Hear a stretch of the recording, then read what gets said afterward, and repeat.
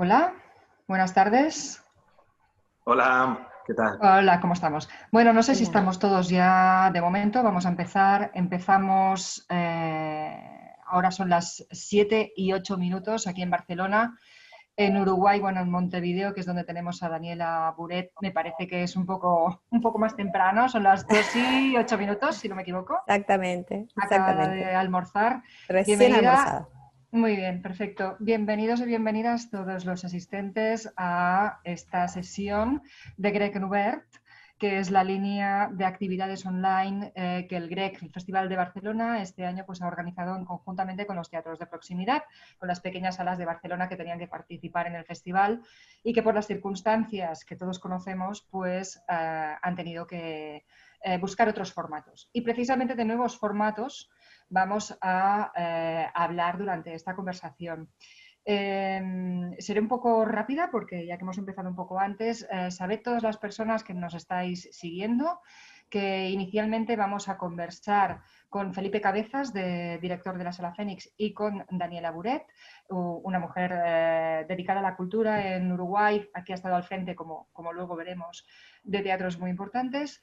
Pues vamos a hablar del teatro digital, si ha venido realmente para quedarse, si no, qué es el teatro digital y los nuevos formatos que se han ido explorando a raíz de la pandemia y del confinamiento y de la imposibilidad de asistir a los teatros de manera presencial. Bueno, pues esta conversación primero consistirá en una charla con ellos que pondrán las bases del debate posterior que se abrirá para todos los participantes y que podréis preguntar lo que queráis a través del chat o pedís la palabra y os cederemos pues, imagen, voz para que podáis interactuar con los ponentes. Bueno, hablaba yo hace un momentito del tema del teatro digital, si ha venido para quedarse, no ha venido para quedarse. Esta crisis mundial que estamos teniendo a raíz de la pandemia, pues nos ha impedido a todos en todo el mundo pues poder reunirnos y participar conjuntamente de un acto tan absolutamente comunitario como puede ser una representación teatral. Sin embargo, el sector de las artes escénicas, como otros muchos, rápidamente han reaccionado a esta imposibilidad, buscando nuevos formatos y nuevas maneras de continuar manteniendo un contacto con el espectador, con el público, y ofreciéndole productos o bien grabaciones que se han subido en el YouTube o otras fórmulas que, bueno, probablemente en algunos casos, pues sí, han llegado para quedarse. De esto vamos a hablar a lo largo de unos 20-30 minutos con los dos ponentes y a partir de ese momento vosotros podréis preguntar. Los voy a presentar rápidamente. No sé si a lo mejor estoy corriendo demasiado, vosotros No, decidme, está por perfecto, está favor. perfecto. Vale, Maravilloso. porque me había Bien. preparado un guión, me lo estoy saltando, pero da lo mismo, así le da un poco también de naturalidad al tema. Por una parte, en Barcelona tenemos a Felipe Cabezas, actor, autor, director de escena y director de la Sala Fénix, uno de estos teatros de proximidad que tenemos en Barcelona, una sala muy especial, situada en el Raval, y que está explorando un nuevo formato de teatro digital muy novedoso, realmente muy innovador y yo creo que muy interesante, del cual nos hablarás en breve.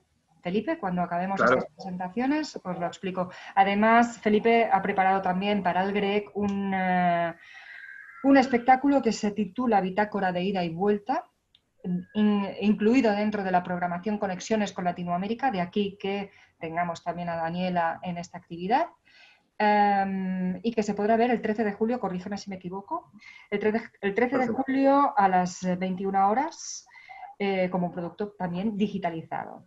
Se Muy, podrá muy, oír. se podrá oír, exacto, porque tendrá un formato también muy especial que tú nos lo puedes explicar. No Exacto. será exactamente visual, aunque el teatro en principio debería serlo, pero ellos se las han ingeniado para buscar otra forma de hacer teatro. Y Daniela Buret nos participa desde Montevideo, desde la capital de Uruguay. Daniela es una persona de letras, una persona de humanidades, es licenciada en Historia y tiene una maestría en Ciencias Humanas o en Humanidades, que diríamos aquí. Ha sido directora del Teatro Solís de Montevideo, que para que nos hagamos un poco, para quienes no hayáis ido y no lo hayáis visto, pues viene a ser un equivalente de un gran teatro nacional aquí en Europa. Lo ha sido hasta mayo, si corrígeme también si me equivoco, Sí, Daniela. sí, sí. Y bueno, y aparte de ser directora de este teatro, pues es asesora en programación de otros teatros, lo fue antes de encargarse durante 10 años de la dirección del Solís, lo es actualmente, y ella nos puede ofrecer también el punto de vista de lo que ha representado la pandemia en Uruguay, en Montevideo, y de qué forma se ha ido sorteando el mundo de las artes escénicas, pues todos los obstáculos que nos ha interpuesto para poder disfrutar. Vale, pues hechas las presentaciones, hecho un poco la presentación también de la actividad, quiero lanzar una primera pregunta a nuestros dos ponentes y acto seguido os pasaremos una pequeña presentación en vídeo y en imágenes, en diapositivas, de cómo están ellos planteándose o replanteando esta nueva, entre comillas, normalidad. La pregunta es, se ha hablado mucho y se ha debatido mucho sobre si realmente las herramientas digitales son un buen soporte para enseñar el teatro que digamos que una de sus características y lo que lo hace muy especial es el directo, es el contacto, es el ver cara a cara a los actores, a las actrices, es el poder presenciar, la seguridad de que cada día es diferente la función, porque es en directo, riguroso. Bueno, se ha debatido sobre si estas iniciativas de colgar espectáculos en red de manera gratuita son o no son teatro digital, si es conveniente o no es conveniente, si juega a favor o en contra del teatro. ¿Qué es para vosotros el teatro digital? Es la gran pregunta. Bien. Daniela, por favor. ¿Empiezo yo? Bueno, gracias primero Felipe y Gabriela por la invitación y Carmen por toda esta presentación y moderación. Mira, creo que cuando pensamos justamente en esto de las características de teatro filmado, nuevas tecnologías, se me ocurrían 4 reflexiones en primera instancia. La primera tiene que ver con la propia naturaleza del teatro filmado, que es eso que decías, ¿no? ¿Qué pasa? Que la cámara no puede llegar a captar los olores, la temperatura, el otro, el convivio, el estar con el otro. Sí puede haber una transmedia, que de hecho el teatro ha usado siempre plataformas, últimamente en los últimos años, plataformas tecnológicas en vivo, pero ahora la transmedia se hace en tecnovivio, es decir, la ausencia del cuerpo en la escena. ¿Qué pasa con las temperaturas? ¿Qué pasa con lo que la cámara no toma, la carne? ¿Qué pasa con la mirada aplanada del espectador cuando eso? Por otro lado, el mundo del cine, que es lo que estamos acostumbrados, tiene otros códigos, ¿no? Tiene otros códigos donde hay montajes para hacer una escena, se puede repetir las tomas, es otra cosa, locaciones, viajar en el tiempo, distintas cosas. Entonces, la comparación con esta industria puede resultarle al espectador por debajo de las expectativas, pero tiene, por otro lado, una expansión mayor, una posibilidad mayor, que tiene que ver con esto del prosumidor, ¿no? Aquello que nosotros consumimos, producciones culturales, pero también las producimos. Entonces, cuando uno puede pausar lo que está viendo en escena, puede hacer un meme, puede pasarlo y hacerlo una y otra vez, puede editarlo en otras. Entonces, el espectador, que es el usuario a la vez de estas nuevas tecnologías, puede apropiarse y hacer otra cosa con esto que se hace. Edita esas filmaciones y la transforma en otra cosa. Esa sería como la contraparte desde ese lugar, y de alguna manera es con estos derechos también que uno tiene con el acceso a la cultura, el derecho a ser parte de la cultura, y de alguna manera tener otros diálogos. Es la posibilidad de ser activos frente a un bien cultural. Hay un punto más que tiene que ver con los derechos de autor. La pandemia lo que nos mostró es que las salas teatrales, al menos, y muchas compañías pusieron generosamente a disposición del público, gratis, en diferentes medios, lo que ya tenían filmado de historias de teatro anterior. Filmaba una cámara, 2, a 3, a lo que fuera, lo pusieron en las plataformas a disposición. ¿Qué pasa con los derechos de autor? Y qué pasa aparte con estas cadenas más frágiles, que son los eslabones de esta cadena, que son justamente los independientes, directores, actores, dramaturgos, técnicos, ¿no? ¿Qué pasa cuando se pone todo ahí en esas plataformas que no se trabaja? Y ahí tiene que ver cuáles serían los mecanismos de redistribución de los dineros para el trabajo artístico e intelectual, además de las inversiones en los espectáculos. Entonces ahí llegamos a ver si se puede puede pagar por una plataforma. Es decir, si los públicos distintos pueden llegar a monetarizar, a decir, bueno, pago por esto y de dónde pago. Hay experiencias ya en el mundo desde hace tiempo, como son las óperas del Met o el Bolshoi online, el Teatro Real de Madrid, el Organización de Barcelona, el Teatrix en España, en Argentina, el Cervantes, Teatro La Gorra. Hay muchas experiencias en Chile, hay muchas experiencias que se han surgido a lo largo de estos años, pero que como nunca, ahora en la pandemia, están como todas ahí. ¿Cambiarán los tiempos estos de exposición? ¿Los likes que espera el artista van a ser el aplauso que estábamos acostumbrados? ¿Se trata de eso? ¿Se podrá mantener la atención en una única pantalla? ¿Cuánto tiempo estamos dispuestos a estar en una pantalla mientras miramos el celular, mientras pausamos otra cosa? ¿Cómo es la relación del público con esas pantallas? ¿Cómo sería entonces ese teatro virtual y el teatro del futuro? ¿Los bienes culturales seguirán produciéndose creativamente? ¿Cuáles son los usos que esos bienes culturales se hacen, ¿no? El significado de un objeto de consumo está determinado por su uso en la sociedad, ¿no? Son prácticas, el consumo es una práctica social, ¿no? ¿Cómo serían los ritos nuevos del teatro? ¿Cómo serán los hábitos? ¿Y qué Daniela, plataformas? ¿Seguiremos usando plataformas multinacionales o tendremos plataformas nacionales? ¿Quién gana con esto? Esas Daniela, serían como las realmente reflexiones de este sí. teatro. Realmente has abierto muchas vías de debate, muchos temas muy interesantes. Vamos a reconducir un poco la pregunta. Felipe, ¿para ti qué es el teatro digital? Y a partir de ahí vamos a abrir realmente el tema porque da mucho de sí, muchísimo. Sí. Felipe, cuéntame. Gracias, y gracias y bienvenidas a todos y a todas y gracias por esta oportunidad. Mira, creo que claramente el teatro digital no es, parto por lo que no es la retransmisión del teatro tal cual se hace en el teatro, sino que creo que ha surgido a marchas forzadas, obligados por las circunstancias y con ánimo de supervivencia también, pero ha surgido un nuevo lenguaje, ¿no? Un lenguaje que antes no se habían explorado y que hoy en día se están entrando. Creo que para saber si el teatro digital puede funcionar o no, puede existir o no, y puede gustar a las personas, que es lo más importante, porque el teatro está hecho para los espectadores y para poder comunicar con ellos, yo creo que es importante que cree un lenguaje propio.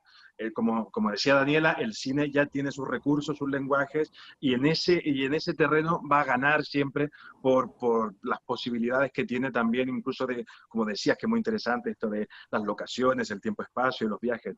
El teatro tiene otras virtudes y que tiene que ver con la creatividad, la imaginación, con las posibilidades que no vemos y que podemos percibir, y creo que si la cámara es capaz de entrar y ser cómplice y ser subjetiva y entrar en el mundo teatral, quizá, y está por descubrir, encontremos un lenguaje nuevo que sea el teatro digital. No el teatro retransmitido, ni el cine, ni teatro, sino que es algo nuevo, que es el teatro en streaming, el teatro digital, y que es algo que creo yo que tiene posibilidades, al menos yo las he tanteado, las he visto y las he vivido, ¿no? Quizás una de las cosas que más he podido comprobar en este sentido es que hay magia, que hay nervios, que hay una sensación de noche de estreno, de esa sensación, sobre todo el teatro en streaming, ¿eh? Ojo, no digo el teatro ya grabado, luego emitido, sino que el teatro en streaming directo, aquello que está pasando en vivo y en directo, tiene, tiene el nervio y tiene esa sensación de vértigo que te produce el teatro, eso de que se enciende la luz y no hay vuelta atrás, ese lanzamiento, ese salto en paracaídas que no tiene marcha atrás, ¿no? Y eso yo creo que le da mucha magia y se equipara al mundo teatral también, como lo conocemos y como disfrutamos y como hemos disfrutado toda la vida, ¿no?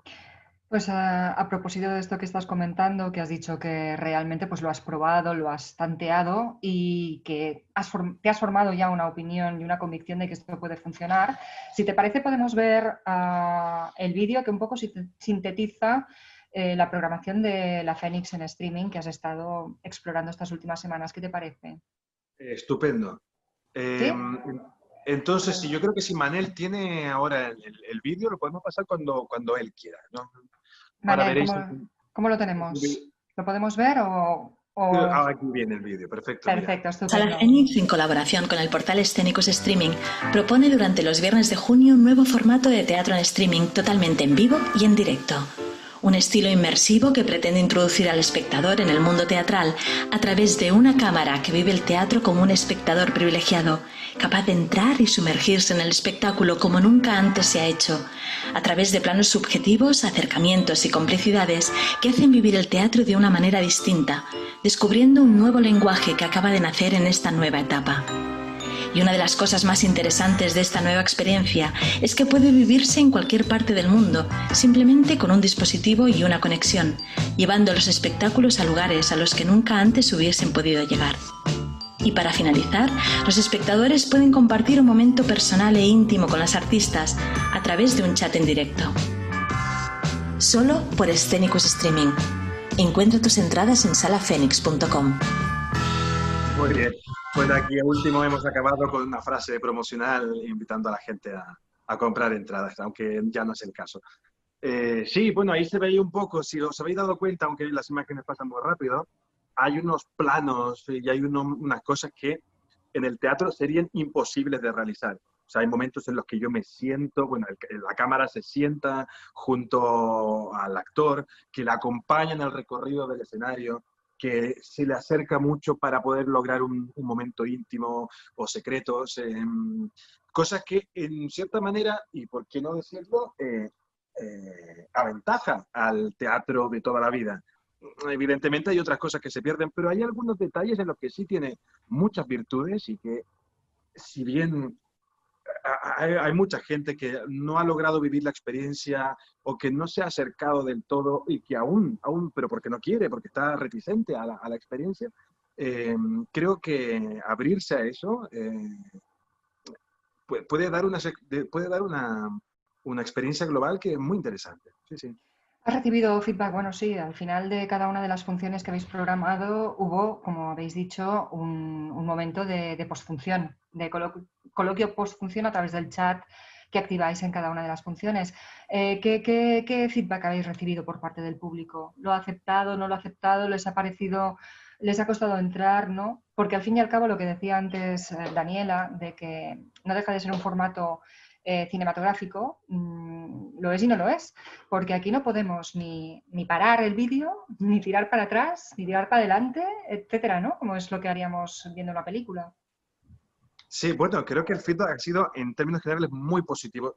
De hecho, es que yo lo digo, el que lo ha visto le ha gustado y ha visto lo que nosotros queríamos enseñar, que era ese lenguaje nuevo, ese lenguaje preparado para la situación. De hecho, ya los actores hicieron un gran trabajo previo de cortar las obras, hacerlas más breves, adecuarse a la cámara, mirando a la cámara, ojo, cámara directo y un vínculo muy cercano con la cámara, y se ha preparado especialmente para ese día. O sea, si otro día que vengamos al teatro a ver Mirta en Espera, El asesino imprevisto o Cándida, veremos otra versión.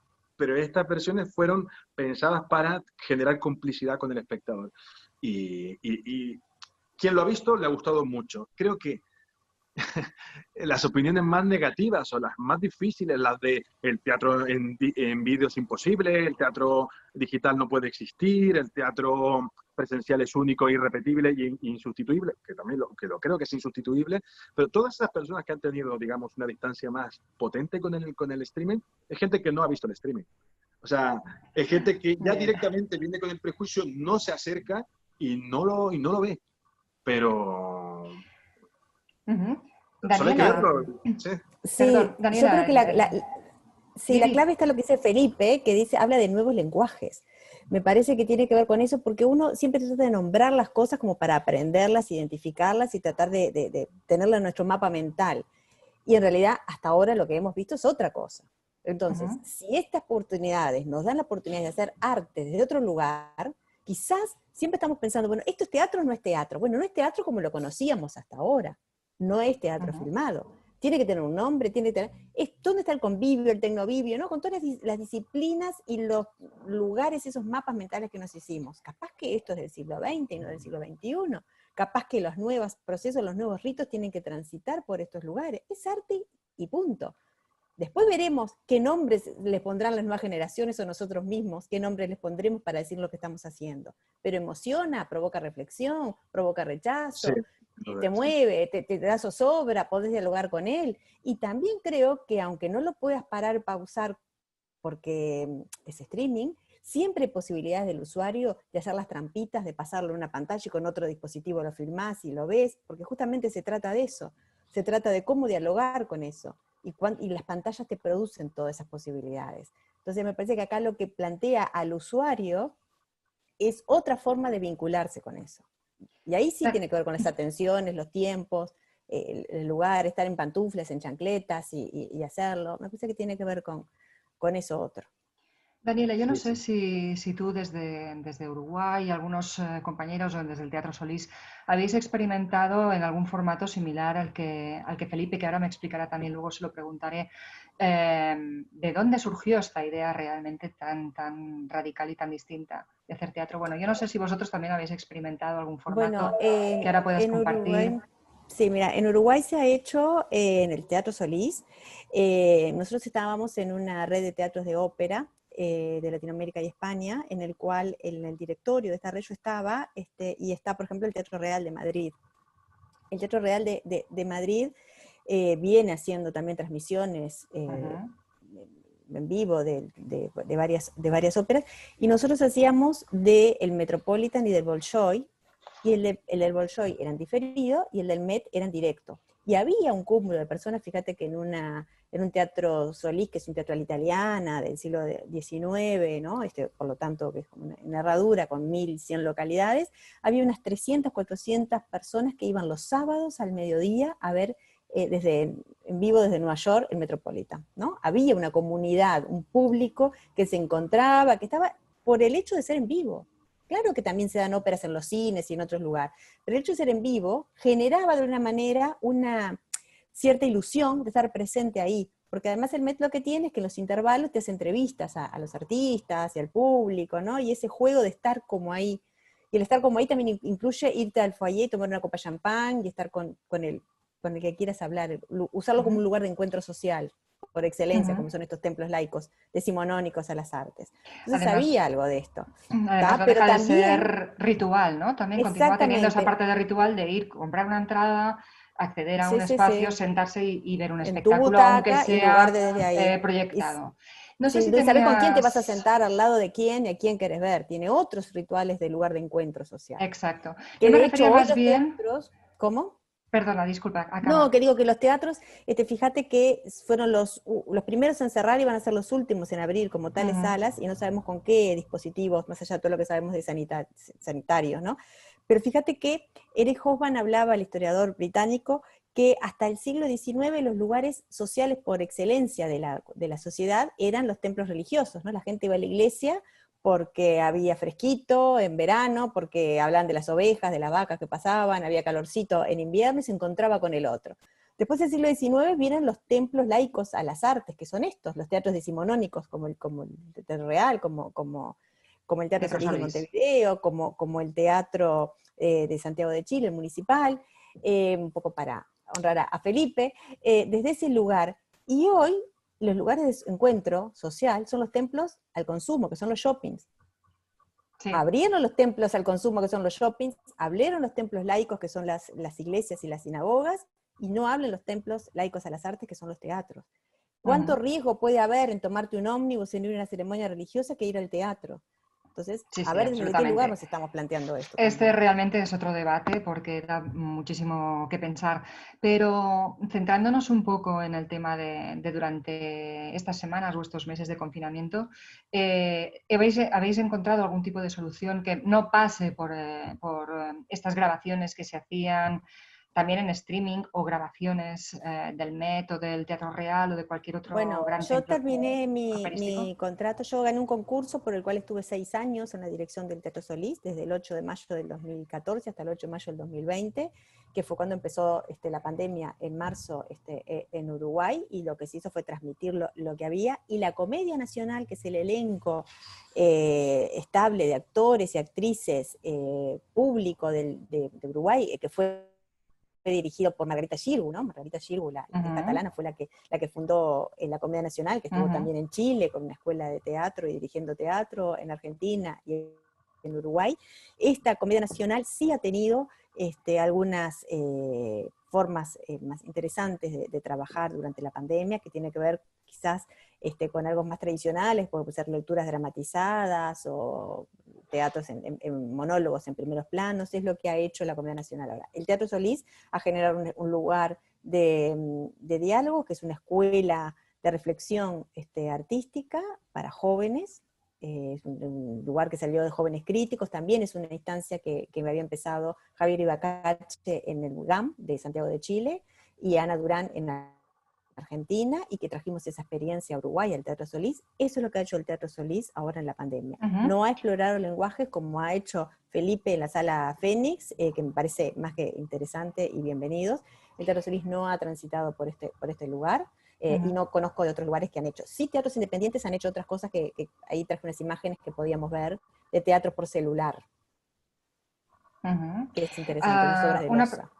Una pregunta a los dos, porque han surgido dos temas, uno por cada lado, que yo creo que confluyen. Por un lado, Daniela antes en su presentación ha planteado el tema de los derechos de autor, que qué sucede con todas estas obras que se han colgado de manera gratuita. Evidentemente no han generado el 10%, que por lo menos es el porcentaje que se lleva de las entradas los autores de cada una de las obras. Sí que se lo pueden llevar, me imagino, Felipe, poniendo un precio, ni que sea simbólico, como habéis hecho vosotros en estas obras por streaming. Y por otro lado, también existe esta posibilidad que el streaming que se hace desde Barcelona pues pueda ser disfrutado desde Montevideo. A ver, explicadme, bueno, os lo dejo aquí. El tema de los derechos de autor quedaría resuelto con la creación de nuevos lenguajes teatrales como el que vosotros estáis explorando, por ejemplo, es la primera pregunta que os lanzo. Mira, nosotros en cuanto comenzó la pandemia, la cuarentena, y comenzó, digamos, todo el sector a compartir los vídeos, no tan solo las compañías independientes, sino incluso el Teatro Nacional, el Yura, y empezaron los grandes teatros a compartir lo que tenían en biblioteca. Nosotros como sala no compartimos vídeos que ya teníamos de nuestras propias producciones, porque no eran vídeos pensados para ser vistos por el público. Eran vídeos grabados de cara a un programador, de cara a un documento, pero no para ser disfrutados en casa por los espectadores, ¿no? Entonces nos negamos a eso y comenzamos a hacer streaming que tenían que ver con las entrevistas y tenían que ver con la vinculación con los artistas, ¿no? Cuando nos decidimos a hacer streaming, cuando ya ha llegado el mes de junio, ya en mayo lo organizamos, pero cuando nos decidimos a hacer streaming dijimos, esto se tiene que hacer y se tiene que cobrar. No, esto es importante. Tener que cobrar para que nuestra actividad sea rentable por dignidad y por lógica y sentido común, ¿no? Yo creo que hay mucha gente del sector se ha equivocado dando los productos gratis. Y entonces allí sí que se ha pagado los autores, en este caso. Nosotros sí que cuando ya hemos tenido un ingreso y de ese ingreso hemos quitado el 10% y se ha pagado a autores. Por lo tanto, creo que en la medida que hay una transacción y esto genera un nuevo, digamos, sector, ya sea el sector del teatro digital, el sector del teatro streaming, o como queramos llamarle, o como le llamarán en el futuro, como decía Daniela, pues yo creo que en cuanto hay movimiento también se generan otros ingresos.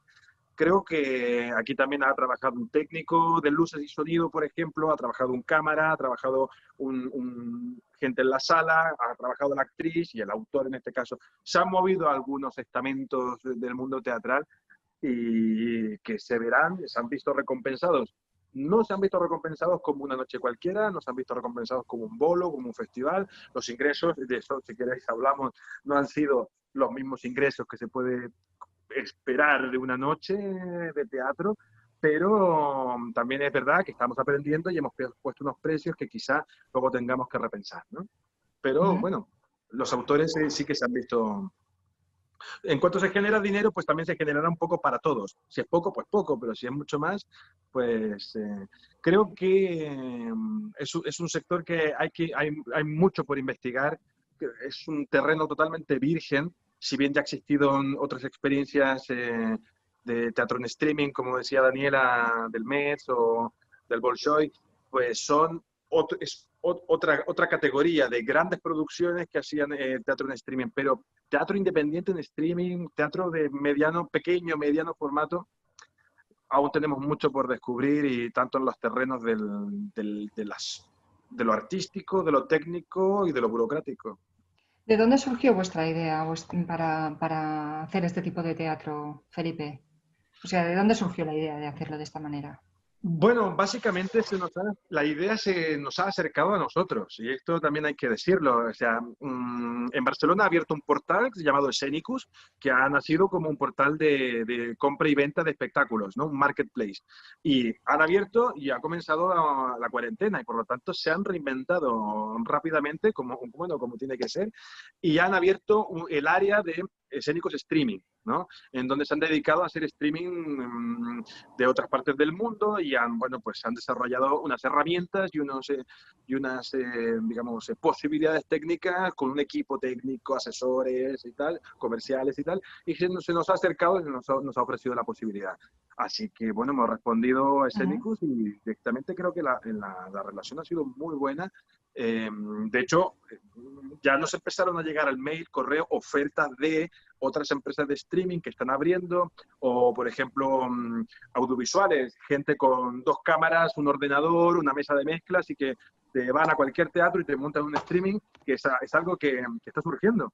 Es algo nuevo que están haciendo, ¿no? Pues esto es otra de las consecuencias, es decir, no solamente el teatro o algún tipo de teatro se ha reinventado, sino que incluso se está generando otro tipo de profesional interesado por un área que probablemente antes ni se había planteado. Esto de lo que estamos hablando hace 6 meses era completamente impensable, del mismo modo que ahora estamos haciendo este encuentro también de manera online, que esto es una cosa que tampoco no se había hecho jamás antes de toda esta época. Daniela, ¿tú crees que un formato como el que ha descrito, como el que está practicando Felipe en una sala, insisto, que es de pequeñas dimensiones, con espectáculos pues también o unipersonales o con muy pocos actores, ¿sería viable o sería práctico realizar en un teatro de unas dimensiones superiores? ¿Sería viable? Mira, yo hice unas imágenes que me gustaría poder mostrarlas. Adelante. Adelante, a ver si Manel las tiene. Si las tiene, porque las vemos. Me parece que el debate hay que pensarlo desde diálogo, ¿no? Desde el diálogo entre América Latina y Europa. Y ahí tiene que ver con los financiamientos públicos, tiene que ver, además de las inequidades que no pueden abordarse solamente norte-sur, este-oeste, países desarrollados, subdesarrollados. Todos acá estamos hablando que parecería que con esto del COVID estamos todos en el mismo río, pero sin embargo unos están en botes salvavidas y otros están en transatlánticos. Entonces, a veces las comparaciones de qué se puede hacer desde una sala o de otras tienen que ver con eso, ¿no? ¿Cuál es el lugar público? ¿Cuáles son las convocatorias? ¿Cuáles son las infraestructuras? No sé si vamos a ir pasando. ¿Te hago así para decir que pase la próxima? Por ejemplo. ¿Manel? Sí, a ver si Manel puede. A ver, Manel. Exacto, perfecto. Manel, ¿te parece así? Perfecto. Entonces ahí pensamos desde qué lugar están los artistas, cómo está, ahí hay un COVID, ¿no? Y esto es arte callejero, ¿no? Esto es otra forma de decir los artistas cómo nos vemos, qué hacemos en esta pandemia. Voy con el dedito así, ¿eh? Próxima. Manel, Manel, otra diapositiva. Entonces, acá, esto, por ejemplo, los artistas cuando estaban trabajando para estar online, lo hacen por la necesidad de no perder un minuto en la pantalla, no perder un minuto en el corazón y en la cabeza de su público, por la necesidad de estar, por la necesidad de comunicarse, y ojo donde compartimos espacios virtuales, con quién los compartimos, porque nos puede pasar el caso de este gato japonés, que tiene 100.000 seguidores en Instagram. Entonces yo pregunto, ¿cuántos seguidores en Instagram tiene el Festival Grec, creo que tiene 18.000 y pico de seguidores. ¿Cuánto tiene el Teatro Solís? ¿Cuánto tiene el Municipal? ¿Cuánto tiene el Real? ¿Cuánto tiene Angélica Lidl, que está ahí con 1.000 y pico de seguidores? O nuestro Sergio Blanco, que también está en el Festival Grec, con unos 3.200 seguidores. Esto tiene que ver un poco con en qué lugares estamos compitiendo de alguna manera. Si pensamos que las artes tienen un lugar del ocio, ¿es ese el lugar? ¿Es ese el lugar de las artes y las construcciones culturales?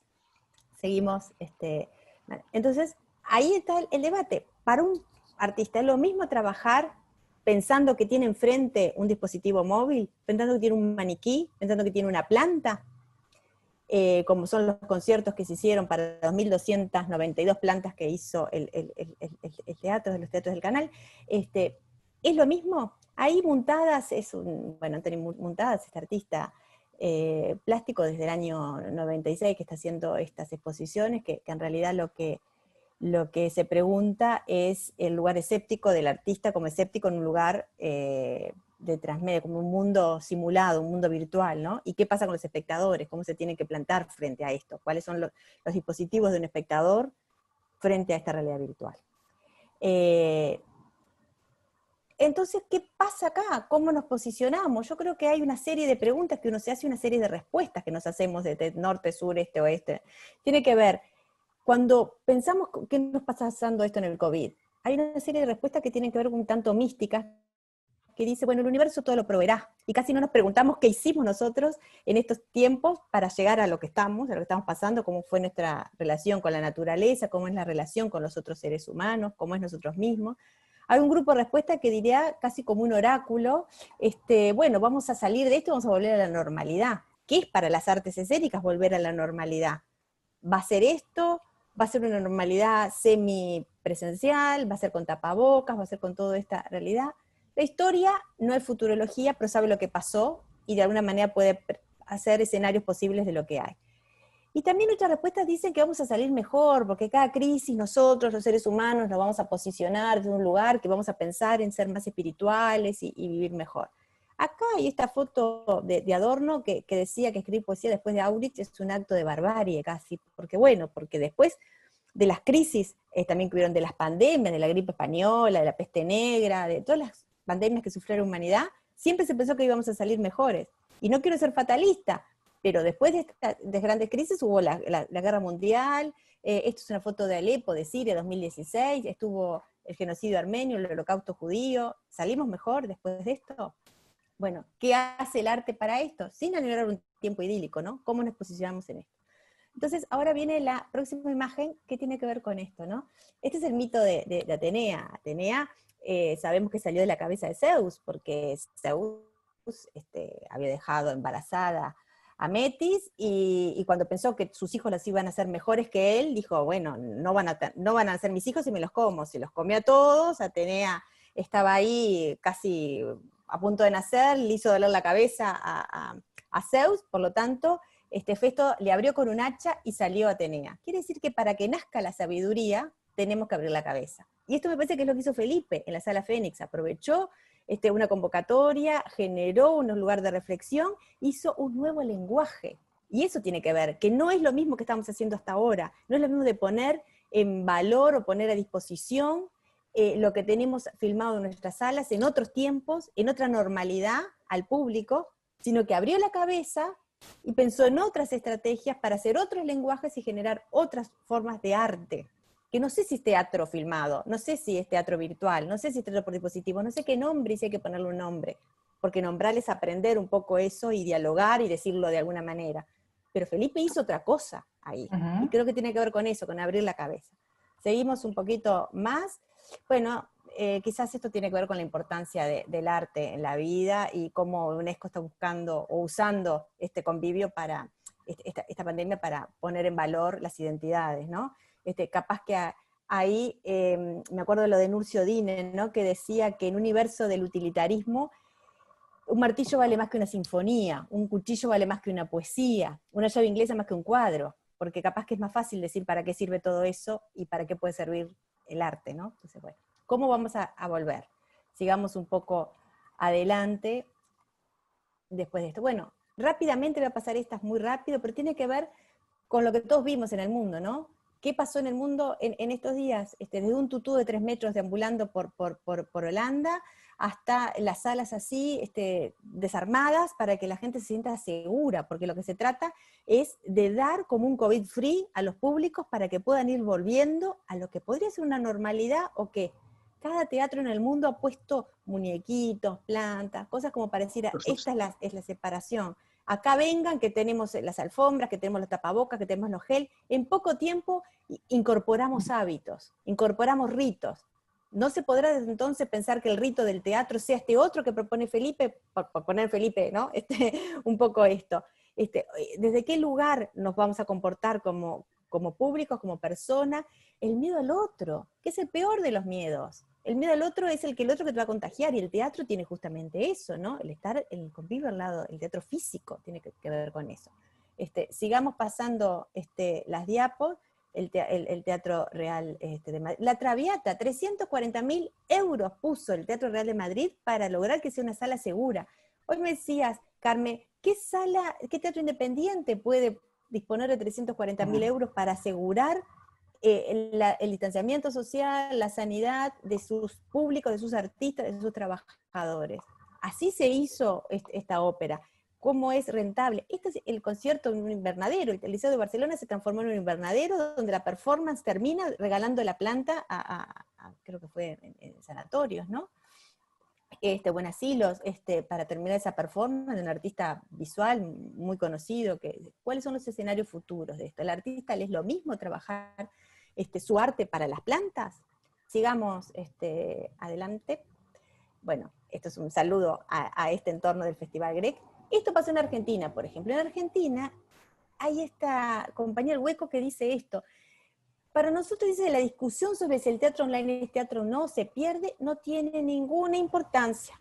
No tiene ninguna importancia.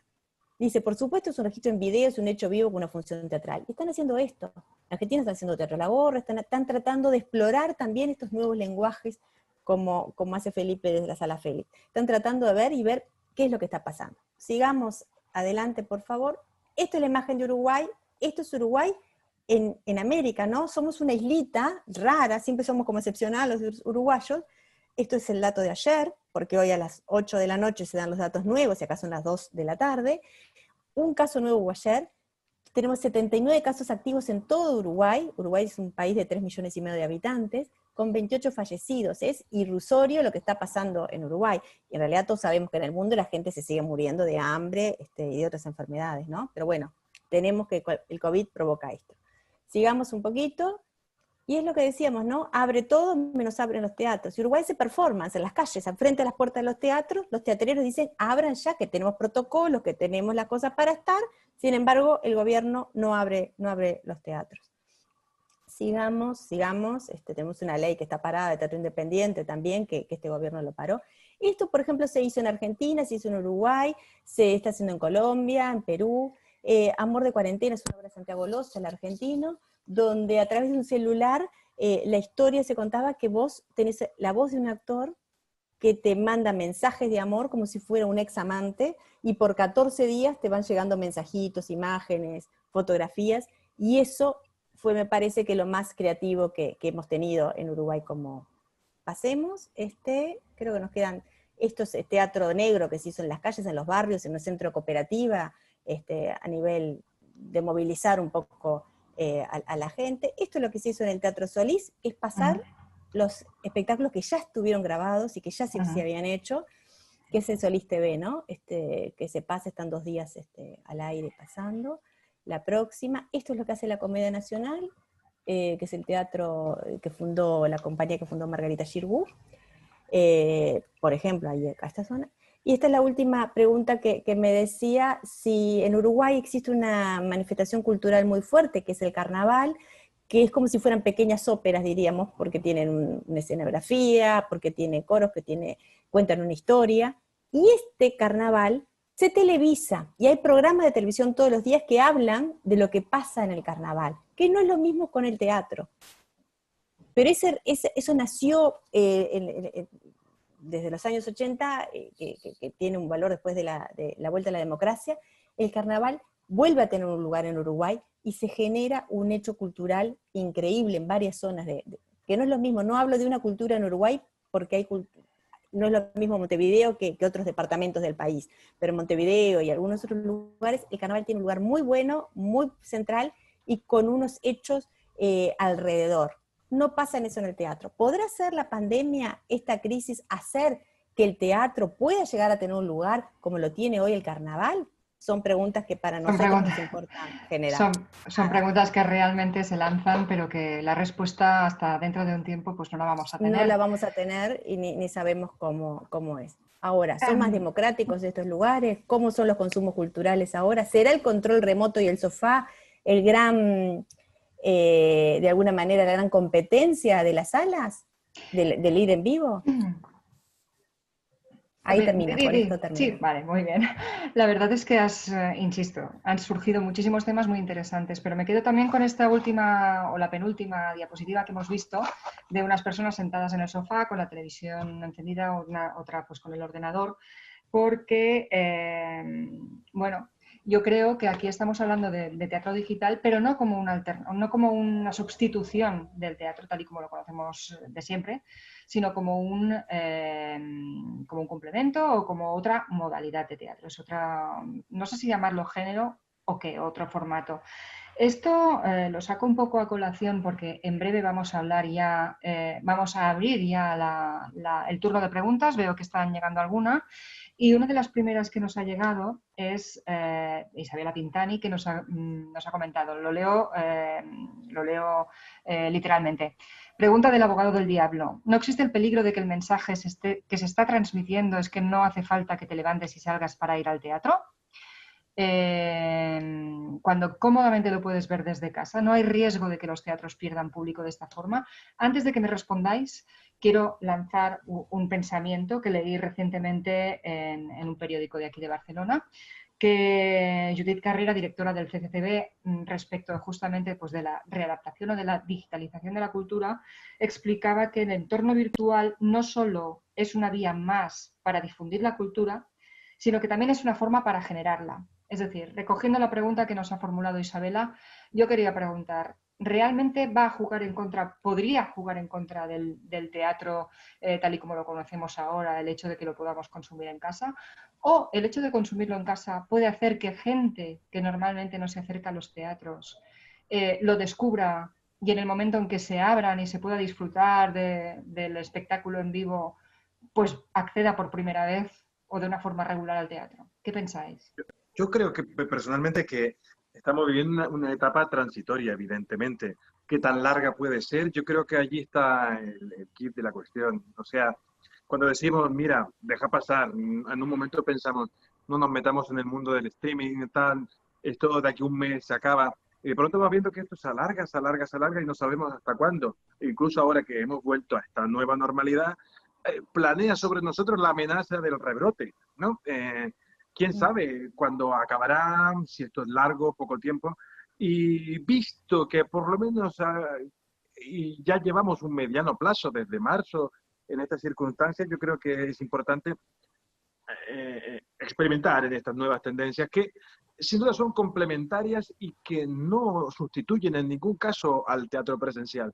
Porque ya se dijo en algún momento, el teatro presencial no es tan solo el teatro en sí, en lo que tú puedes percibir sensorialmente en el escenario, sino que es todo el ritual de ir al teatro, de salir de casa, cuando te pones la ropa que te gusta para ir al teatro, vas allí, quedas después con la gente, esa cerveza que hay posterior al mundo de la obra, como si la obra te ha afectado, cómo lo sacas afuera, lo que has pensado, lo que has dicho, la cena que hay después, todo ese conjunto, esas 5 horas que le dedicas a una obra de teatro, entre salir de casa y volver a tu casa, es todo un viaje que es insustituible, ¿no? Cuando la gente que va al teatro, que gusta del teatro, sabe que esta noche voy al teatro significa más de esta noche voy a ver una obra, sino que esta noche voy a disfrutar del conjunto.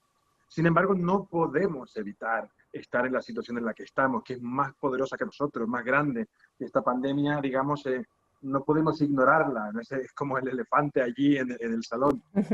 Tenemos que enfrentarla, y creo que esta es una de las maneras de enfrentarla.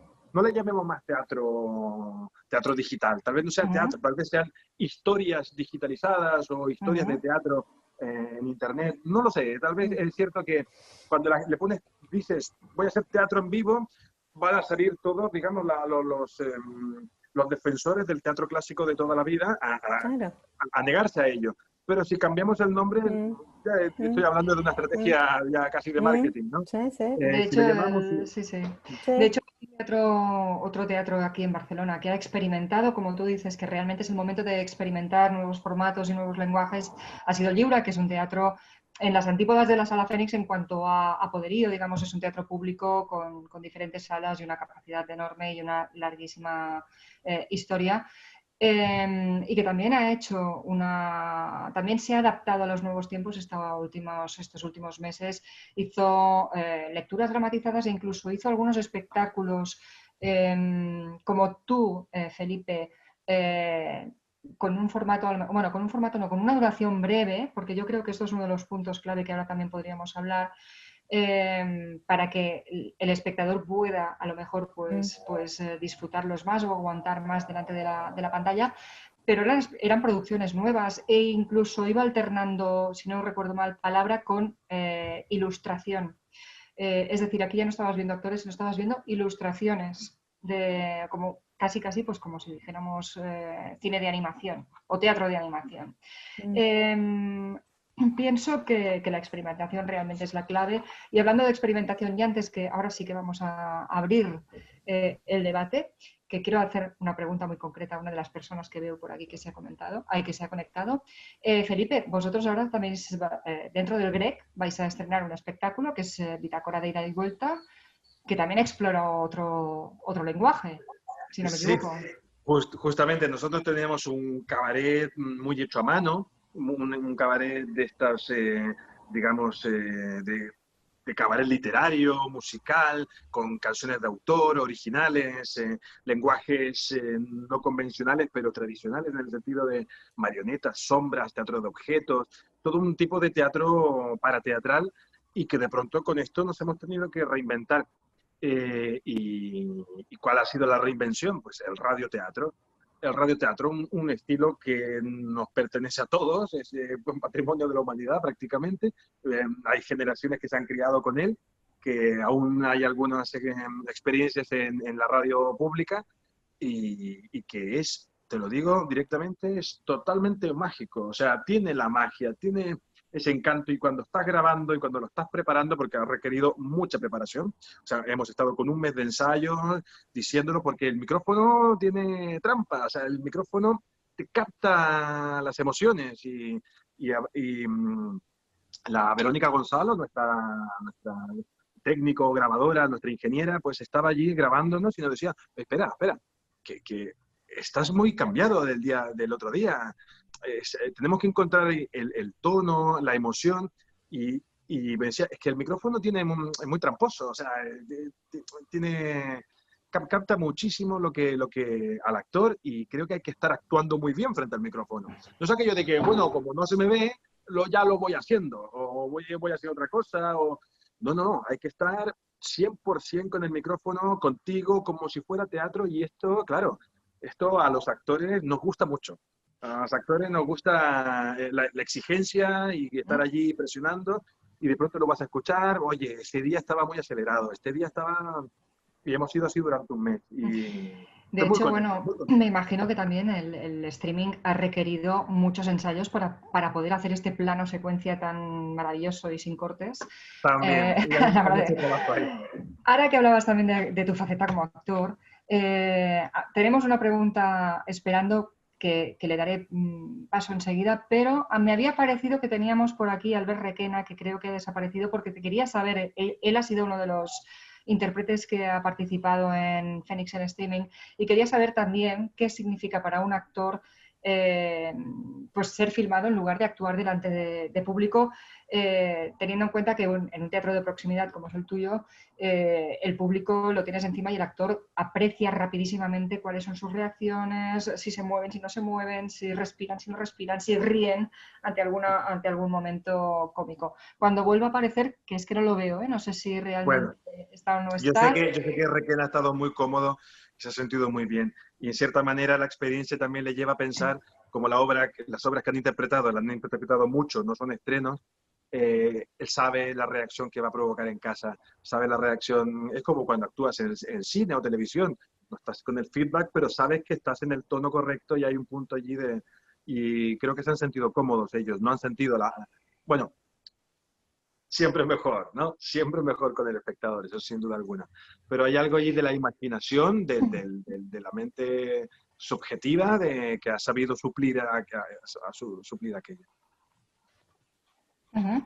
Vamos a ver, hay una pregunta que nos formula Antonio José Navarro, no sé si, Manel, no sé si la quiere formular él directamente o si la leo.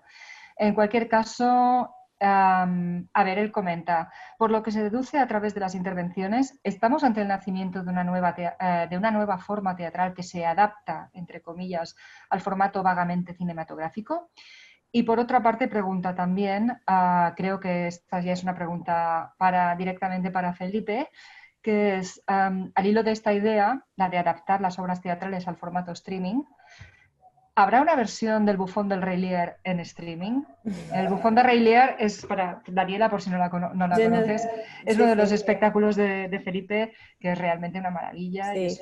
Es una adaptación shakespeariana, o sea, es el Rey Lear explicado por una sola persona, por un solo actor y es fantástico. Bueno, Felipe, ¿qué? Pues vamos a tenerlo Bueno, en yo respondo esta pregunta y luego la primera pregunta para Daniela. Bueno, el Bufón del Rey Lear está allí y hemos estado pensando, yo también tengo un cariño muy especial por mi trabajo y me gustaría realizar una versión de streaming para programadores o para espectadores en general que no la hayan podido ver más allá de Barcelona, pero pensada también para la cámara. Y también quiero incorporar algunos nuevos detalles que pueden hacer esto que ya estábamos experimentando al principio, de abrir la puerta desde la calle, abrir la puerta, llevar a los espectadores, venderle la entrada, pasar por todo lo que es esta zona de aquí, de los cuadros, y luego entrar al teatro, pedirles que apaguen las luces en casa, y a partir de allí entrar con esta obra shakespeariana poco a poco, tratar de conducirlo, y estamos trabajando en ello, encontrando y que la versión streaming y se merezca, digamos, a la versión teatral y tratar de encontrar algo que esté a la altura de mis expectativas y de mis exigencias, por supuesto. Y la primera pregunta, Daniela, que era referida sobre si estamos asistiendo al nacimiento de un nuevo lenguaje o espérate, exactamente lo que decía, de una nueva forma teatral que se adapta al formato vagamente cinematográfico. Vagamente yo creo que es una de las claves. Sí. Bueno, ojalá, a mí me seduce mucho pensar eso, ¿no? Y pensar que, bueno, que el arte justamente lo que hace siempre es cuestionar lo que pasa y buscar nuevas alternativas y nuevos desafíos. Entonces, lo que a mí está haciendo, por ejemplo, la Sala Félix me parece sumamente interesante. Ahora, pienso dos cosas. Los chinos, fíjate que un chino come un murciélago en China y estamos todos enfermos acá, ¿no? Y también los chinos dicen que cada crisis representa una oportunidad. Me quedo con esto último, los chinos, y espero en esa oportunidad. Y espero en la oportunidad de pensar estas otras formas de transmedia. Pero también lo que hoy decía Felipe, que cuando la gente va al teatro va a comer algo, va a tomar algo y sale y se encuentra. Quiere decir que hay una cadena de valor, hay trabajo que se le da a los restaurantes, a la gente de los transportes, a los vestuaristas, a los diseñadores gráficos, a las imprentas. Toda esa cadena de valor está en crisis y el ecosistema cultural está en crisis. Entonces, esto va a atender a una parte, posiblemente, de la creación artística y de la forma de comunicarnos con los públicos. Está bien, ¿qué pasa con todo lo otro y con toda esa cadena de valor cultural que se rompe, que la rompió el COVID? Y después, ¿qué pasa con los públicos? ¿Y qué tendencias hay? Tenemos algunas encuestas, por ejemplo, la que hizo el New York Times, y que habla de que el 39% de los públicos frecuentes de Broadway estarían dispuestos a volver. ¿Qué pasa? Pongo Broadway con esa cadena de otro tipo de teatro en otro país, que está formada principalmente por público mayor de edad y por públicos turistas. Entonces, en este marco, básicamente, en este marco de no comunicación, de no turismo, de que la parte de la gente mayor, que es la que tiene más riesgo a contagiarse, la que tiene más temor al contagio y que son quizás las que más tienen disponible dinero para pagar una entrada y salir, no va a estar. Entonces hay que tener también, decir, bueno, vamos a pensar en esas otras oportunidades del arte y darle otra dimensión para poder explorar estos nuevos lenguajes artísticos y hacerlo, porque tenemos estas encuestas. Tenemos la encuesta que hizo también en Chile a nivel nacional y que las que los responden son los millennials. Y los millennials dicen que están habituados a pagar plataformas online de Spotify, de Netflix, de YouTube, y que eso no cambió. Ahora, ¿incorporarán nuevas plataformas? ¿Con qué tipos de teatro? ¿Teatro filmado así? Ya sabemos que no. Estas otras nuevas formas de hacer teatro. ¿Podrá ser un nuevo menú para verlo? ¿Cuánto tiempo disponible estará la gente en pantalla? ¿Cuánto podemos tomar la atención? Sabemos, por ejemplo, que uno puede ver la saga de Harry Potter varias horas, o El Señor de los Anillos. ¿Podemos ver un Rey Lear entero? ¿Un Shakespeare entero? ¿O podemos ver esta otra nueva propuesta? Quizás primero tengamos que ir paso a paso, ¿no? Si enseguida nos lanzamos realmente a un Hamlet de 5 horas, igual no funciona, efectivamente. Bueno, no sé. Sí, no, claro, es una incógnita. Quizás porque realmente tenemos una matriz, estamos matrizados desde la enseñanza a cómo ver, a cómo espectar teatro, cómo estar en silencio, sentado en el asiento, y que lo primero que hace es que tiene las hormonas revolucionadas, que quiere tocarse con el otro, que quiere salir, que quiere ver, y le está diciendo, apagá el celular, quédate quieto en la silla y mirá que lo que está pasando en el escenario es lo mejor que podés ver porque eso es arte y no es lo que vos pensás, y sentate sin el teatro fijo.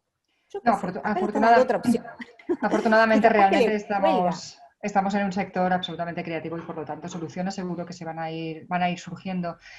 Por otro lado, estaría bien realizar una encuesta a este nivel. ¿Estarías dispuesto, a espectadores de teatro, público que habitualmente acude al teatro, estarías dispuesto a ver a lo largo, yo qué sé, por lo menos una vez a la semana un espectáculo emitido en streaming en lugar de desplazarte a la sala? Sería interesante porque se han hecho encuestas. Hay que plantearlo tanto al sindicato, a DETCA, sí, ¿no? al periódico. Claro. Bueno, he dicho una vez a la semana, no sé. Bueno, en fin, se ha hecho, bueno, ya sabemos que sí que todo el mundo quiere volver a las salas, pero bueno, también estaría bien saber si votarían por esta opción. Te comunico, Felipe, que Susana de Senicus dice, y además entre signos de admiración, queremos el Rey Lear en streaming. El Rey Lear yo creo que se refiere al bufón, no se refiere al Rey Lear entero. Sí. Vale, aquí tenemos otra pregunta de Félix Correa que pregunta, espérate, el cámara, los que no están como actores o actrices durante una función en streaming, ¿también ensayan antes de levantar el telón? Supongo que sí. Claro.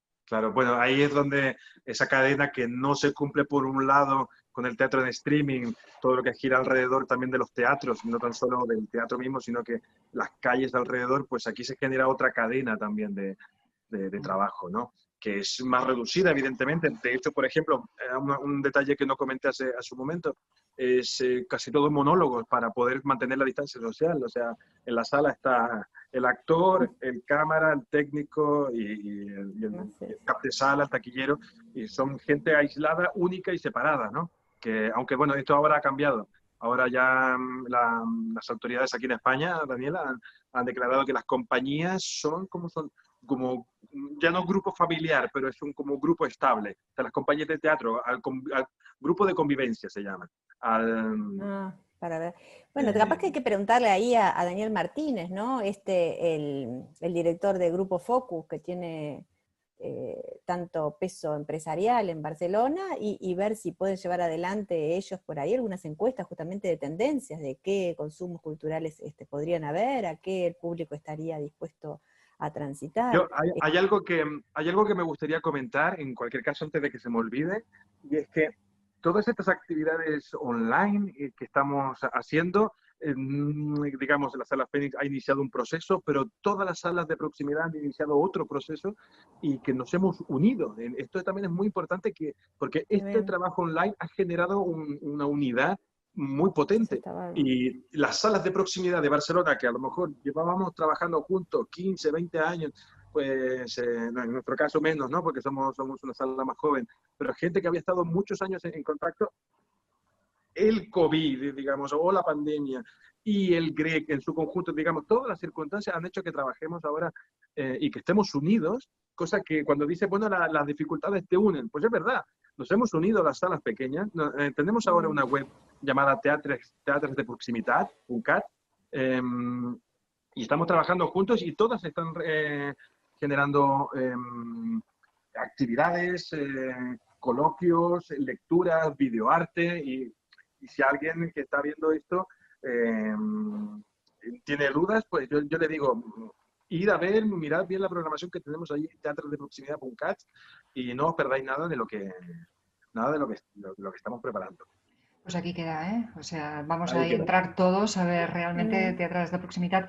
Yo quería hacerte una pregunta, al hilo también de esta última de los ensayos para poder realizar uno de estos espectáculos, pero antes de lanzarla, quiero apelar a todas las personas que nos están siguiendo para que ellos se impliquen, se mojen y digan esto de que si ellos estarían dispuestos a continuar viendo espectáculos en streaming o no. A ver, si contestáis, me gustaría mucho que contestarais todos, por favor, y que ofrecierais también vuestro punto de vista sobre si es un buen formato o no.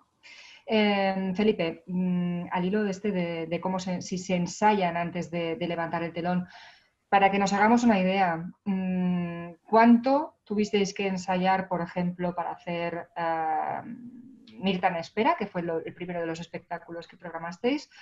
¿Cuánto hubo que ensayar? Tú como cámara, Bueno, que en aquel momento llevaste la cámara, y la actriz. Sí. 2 ensayos y el streaming. Pasa que el primer ensayo ha sido un ensayo muy largo, de 4 o 5 horas, en el que se iba parando, deteniendo, avanzando y diciendo, mira, aquí cuando la cámara se cruza le da la sombra, este momento no alcanzo a moverme rápidamente, por favor, muévete antes, en fin, ¿no? Todos pequeños detalles junto al técnico y luego un segundo día a hacer la grabación completa. Hacer la grabación completa de esto, pasarla por streaming en un circuito privado y luego estudiar ese vídeo. O sea, mirar el vídeo y entonces hacer un planning diciendo, este plano ha quedado demasiado cerca, este demasiado lejos, vamos a intentar hacerlo mejor o vamos a... Entonces, por lo tanto, que también hay un estudio allí de parte, no, ya no estás en sitio, pero estás en casa mirando el vídeo, visualizando y tratando de mejorar para que al día siguiente se hiciera. No es fácil, no es aquello de, bueno, ponte y te grabo. Hay que encontrar el plano que vaya mejor, el movimiento que... También, por ejemplo, en un momento, la primera tentación fue empezar a moverse, siguiéndola, buscando muchos planos, ángulos, creativos, ¿no? O sea, un proceso creativo, pero nos dimos cuenta que también el teatro necesitaba un cierto momento de cámara fija, acercarse, estar cerca y dejarla hablar, ¿no? Que es lo que la gente quiere escuchar la historia que ese personaje te quiere explicar. Y entonces, si el lenguaje audiovisual va por encima del teatro, también es negativo. Hay que dejar que... Estamos recibiendo... ¿Preguntas? No, venga. Estamos recibiendo feedbacks, pero me gustaría recibir todavía más. Antes de leerlos, mira, quería hacerte una petición, a ver si es posible. Tú que tienes línea directa con Albert Requena, que lo teníamos aquí y ha desaparecido, a ver si es posible que regrese y nos explique cómo es, desde el punto de vista del actor, pues esta experiencia. Porque vamos a ver si puedo. Ahora mismo no podría, por utilizando el teléfono. Perfecto. Mientras tanto, vamos a ir leyendo algunas de las respuestas a esta pregunta que he lanzado. No son preguntas, son respuestas a lo de... ¿Os gustaría ver teatro en streaming? Antonio José Navarro responde que sí, pero que no renunciaría a ir al teatro físicamente. Esto es algo de lo que ya hemos hablado anteriormente. Una cosa no sustituye a la otra, sino que lo tiene que complementar. Isabela Pintani dice que sí, definitivamente. Y Cristiana Atanasio dice que sí que está dispuesto y con mucha curiosidad acerca de lo que este nuevo lenguaje pueda ofrecer. Realmente es un momento, yo me imagino, que estimulante desde este punto de vista porque se presta a la experimentación. A ver, vuelve a decir alguna cosa Cristian Atanasio, que es, vi hace poco una obra de una sala alternativa de Alemania, una posibilidad que ofrece el teatro de streaming y me gustaría que esto pudiera seguir. No sé si vosotros habéis visto streamings de otras salas. Yo sí, estuve viendo cosas para entenderlas y también, bueno, yo creo que lo más importante es, bueno, dentro de la experiencia que dice ahora Atanasio, que por cierto, un saludo para él,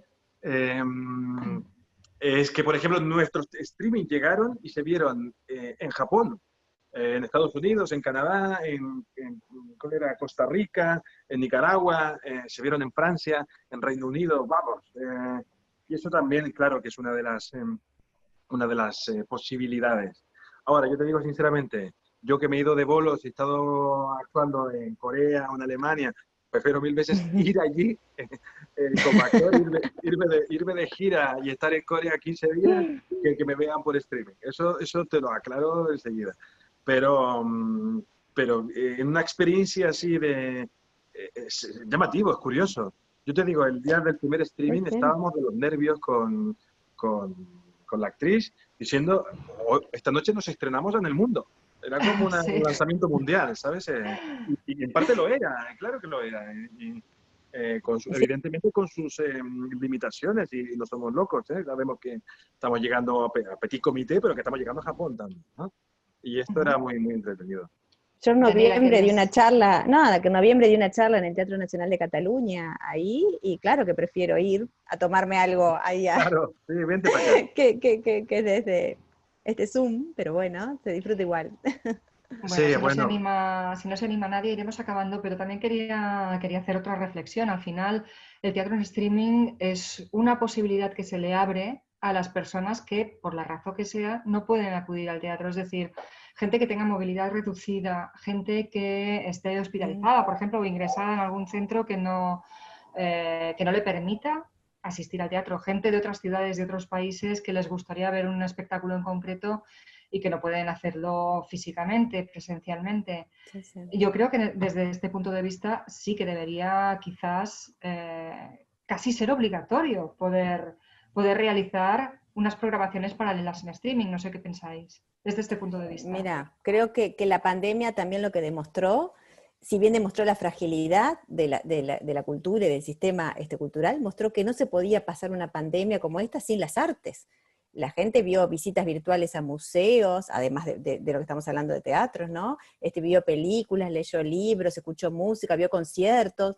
Las artes tienen un lugar en la vida cotidiana de la gente, que esto lo demostró claramente. Yo me imagino lo que pudo haber sido Ana Frank en un sótano viviendo en la Segunda Guerra, y lo que nosotros hoy pasamos, nuestra pandemia hoy, sin la conectividad y sin las artes, no hubiese sido lo mismo. Ese lugar me parece que deja también la otra contracara de esto, así que sí, por supuesto. ¿Querías comentar alguna cosa tú, Felipe? No, estoy de acuerdo con todo. Estupendo. A ver, tenemos una intervención más, más que una pregunta, también es como una afirmación. Susana de Scenicus, que a mí también me habría gustado preguntarle alguna cosa más, pero fantástico que ella misma haya tenido esta iniciativa. Susana dice que por supuesto que hay que continuar apostando por el teatro digital, por el teatro en streaming o como lo queramos llamar. Dice, desde Scenicus apostamos totalmente, es más, creemos en la conveniencia de los dos formatos, presencial y streaming, poder llegar a todo el mundo y a personas que por sus circunstancias, es lo que decíamos hace un momento, no puedan desplazarse a una sala de teatro. Y pregunta para Felipe, más allá del COVID, ¿la Sala Fénix va a seguir haciendo streaming? Sí, bueno, es algo que, por ejemplo, ahora tengo que enviar un email a todos los espectáculos programados en la próxima temporada. Primero lo que tenemos que tener una reunión con el sindicato de salas de teatro para entender cuáles son las condiciones con las que vamos a poder abrir o no, pero una vez cuando tenga claro esto, enviar un mail a todas las compañías y entre esas digamos, advertencias de la próxima temporada, también hay una pregunta para cada una de las compañías, y es que si quieren hacer una de las obras en streaming en temporada. Es decir, que si yo programo una obra 4 semanas, que de toda esa temporada haya un pase en streaming para gente que no puede venir a Cataluña, gente que está fuera. Hemos decidido acotar, eso sí, claro, que se pueda ver en streaming, pero no en Barcelona. Cosa de que que no perdamos público presencial y que podamos llegar a otras partes, ¿no? Y vamos a ver la respuesta. Yo primero, claro, les compartiré a ellos mi experiencia. Mi experiencia ha sido con las obras que estaban programadas la temporada pasada y por lo tanto ellos aún no conocen cómo es el teatro en streaming. Les compartiré mi experiencia, les invitaré y les incitaré a que sí, que lo hagan, porque yo creo que estaría bastante bien. Y como digo, algo complementario. Nosotros vamos a abrir al público y a recibirlos aquí encantados, pero una pequeña cuota de lo que hemos aprendido y que hemos ganado, porque esta experiencia del streaming es algo ganado y aprendido y que no olvidaremos. Hemos aprendido a configurar una cámara, a configurar los bitrate, la exposición, todo, configurarlo todo. Y eso es algo que hay que aprovechar, ¿no? Cuando hemos aprendido algo, pues no tenemos por qué tirarlo ahí al cajón. O sea que pues sí. muy bien, yo Sí. creo. Perfecto. Vamos a dar unos minutitos de margen por si alguien más quiere comentar alguna cosa, pero yo ya iría terminando. Quizás, bueno, toda esta conversación, si queréis vosotros hacer una conclusión de todo lo que hemos estado hablando y de ideas que puedan haber ido surgiendo durante esta charla, adelante. Susana, perdón, Daniela, es que estaba mirando a Susana, que era la persona de escénicos que nos está preguntando cosas. Daniela, ¿quieres concluir alguna cosa? A mí me parece que estamos en un momento de bifurcación, ¿no? De cruce de caminos, y que es precioso ser contemporáneo a esto, ¿no? Me parece que siempre tenemos que buscar el lugar de lo positivo. Hoy decíamos, si vamos a salir mejores personas después de esta pandemia, no sé, mirando la historia que han pasado sucesivas, no sé si vamos a salir mejores personas, pero vamos a tener lecciones aprendidas. Y creo que las lecciones aprendidas tiene que ver, primero, por supuesto, con buscar desde el arte otras nuevas formas de creación artística, buscar formas de comunicarnos con otras personas, que es como decías vos, Carmen, que pueden quizás no poder trasladarse hasta a una sala, bueno, que nos importa cómo llegarles a ella, que nos importa cómo poner en valor todo el eslabón de la cadena de la creación, de todo lo que tiene que ver con el sistema de las artes, y cómo esto salta. Me parece que quizás el paradigma más fuerte tiene que ver con que salta la fragilidad del mundo de las artes en cuanto a la intervención pública, y este trabajo entre lo público y lo privado, lo independiente y lo público, porque lo cultural es un signo de identidad de los países, y los estados están comprometidos a preservarlo y cuidarlo. Creo que ahí tiene que haber una intervención pública tan fuerte como hubo en salud, como hay en el desarrollo científico para ver si hay una vacuna o no, porque hoy es el COVID-19, mañana es el COVID-20, 21, 22. Entonces, hay una apuesta a la salud, hay una apuesta a la investigación científica, tiene que haber una apuesta a la cultura. La cultura tiene que estar en ese tablero de control, de mando que tienen los países y los gobiernos, para decir, bueno, qué pirillita subimos y cuál bajamos. ¿Qué hubiese sido pasar esta pandemia sin cultura, sin todas estas tecnologías? Entonces me parece que eso pone en las dos caras de los aprendizajes, de las lecciones aprendidas y las instalaciones, las capacidades instaladas. Como dice Felipe, ahora aprendimos a utilizar una tecnología, bueno, ¿qué hacemos con eso? Bueno, creo que tiene que ver a quién se lo damos, además, ¿no? A esos públicos, a esa gente. ¿Construye ciudadanía? ¿Es más democrático esto? ¿Cómo se construye democracia desde este lugar? ¿Con qué parámetros? ¿Qué hacemos cuando nos vamos de acá? ¿Qué nos quedamos con eso cuando terminamos la sesión por streaming? Capaz que hay que empezar en otro lugar, como estos conversatorios, como estas cosas, como para que alguien más pueda hacer esa catarsis, ¿no? Y decir, bueno, ¿qué me pasó con esto? ¿Me gustó? ¿No me gustó? ¿Me llegó? ¿No me llegó? ¿Me implica a mí? ¿Me veo?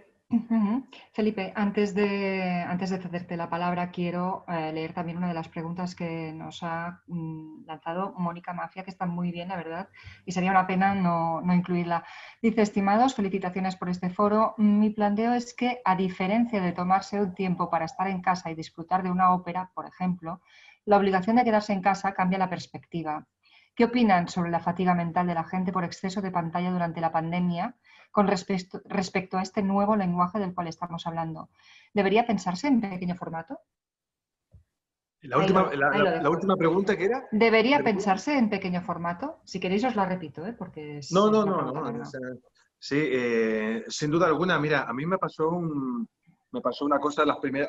creo que va por etapas, ¿eh? Yo no sé nuestra amiga en qué país está ni en qué etapa está. Yo recuerdo aquí en España estamos en unas etapas en las que estamos en nueva normalidad. Comenzó la cuarentena a mediados de marzo, duró hasta mediados de mayo y de ahí comenzó la desescalada y ahora estamos en julio, ¿no? Hubo un momento, sobre todo al comienzo, en el que había un exceso de estrés. A mí personalmente no me entraba ni podía disfrutar de un libro, de una película, de una serie. Hay unas ciertas etapas del confinamiento que son muy estresantes y muy duras, sobre todo al comienzo o quizá a partir de los 15 días. Luego, hay un cierto momento, y lo digo como desde mi experiencia de cuarentena, ¿no? Hay un momento en el que empiezas a navegar dentro de la cuarentena y en el que sí que puedes empezar a disfrutar.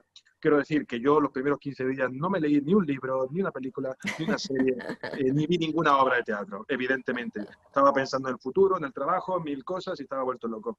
Pero llega un punto en el que al menos a mí pasé esa etapa de estrés máximo y pude sí comenzar a aprovechar el tiempo que tenía en casa. Comenzar a hacer la gimnasia, comenzar a cocinar y a disfrutar de las cosas que cocinaba y de las cosas que comía. Yo no sé en qué etapa estará nuestra compañera, espero que... Te lo digo, Mónica está en Buenos Aires. En Buenos Aires. Es actriz y dramaturga, regisera argentina. Estupendo. También está pues en seguramente España, estarán, creo una yo, gran actriz. en plena cuarentena. Seguramente el estrés hacia la pantalla pasará. Espero que también podamos disfrutar. Yo, por ejemplo, a mí, claro, esto del libro era muy importante. Hasta que no llega un punto no puedes despegarte de las noticias, de tal... y luego no tan solo se vivirá, digamos, creo que el streaming en un mundo de cuarentena, porque ahora, por ejemplo, no estamos en cuarentena y se sigue disfrutando, porque hay cosas que no se pueden hacer, a pesar de que podemos ir al bar, pues no podemos ir al teatro, ¿no? Lo que decía Daniela es de las incongruencias de la vida cotidiana.